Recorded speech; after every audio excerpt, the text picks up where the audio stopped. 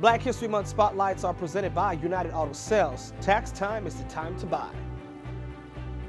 Well, Watch Fox celebrates Black History Month with a look at a controversial symbol in South Carolina. You probably guessed it, the Confederate flag. It has been flown at the State House for years now. And for some people, the flag is a symbol of hate, or it represents a dark piece of American history. But I spoke with someone who disagrees, and he says for him, it's a symbol of honor. I do believe that it is something that we should memorialize. Dante Mackey is talking about South Carolina's controversial Confederate battle flag. You see, Mackey says he's a direct descendant of someone who fought during the Civil War. He's so proud of his heritage that he's been taking part in war reenactments over the past few years. The Confederate soldiers once used the McLeod House. He says his ancestry is documented in this book written by his cousin entitled James Island, Stories from Slave Descendants. But even though Mackey says the flag honors his forefathers, others say there's nothing honorable about this flag. It's more about respect than anything else.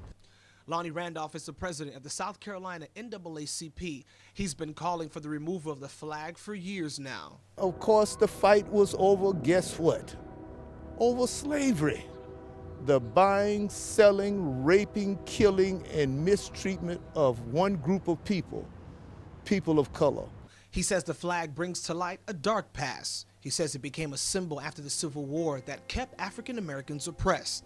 However, one historical document gives reasons why South Carolina wanted to break away from the Union. It was all about having pride in South Carolina and defending the state's constitutional right.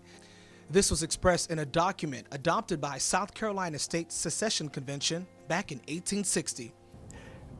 You know, the flag has different emotions for different people, and it was widely used in segregationist movements in the 1950s. Just this last fall, Senator Vincent Shaheen said it was time to retire the flag from the Capitol grounds. So how did the flag fly at the State House in the first place? In 1938, when John D. Long of Union County requested the House to fly the flag behind the Speaker's desk. This ultimately led to a conversation about flying the flag at the Capitol. It was a move to honor a week-long commemoration of the beginning of the Civil War. Then, in 1962, a resolution was passed allowing for the flag to be flown on top of the State House. Years later, groups were calling to put the flag down. It became a little bit, really became controversial in the 1990s with a push by the NAACP. The account of the uproar over the flag is detailed in this book, The Confederate Battle Flag by John Koski. Koski is a historian for the American Civil War Museum in Richmond, Virginia.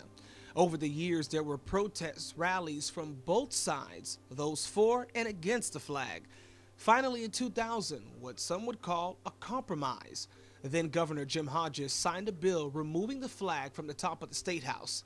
It was then placed beside the Confederate monument, and it's been waving there ever since. And no matter who you ask, I am a proud citizen of South Carolina. I'm ashamed of South Carolina.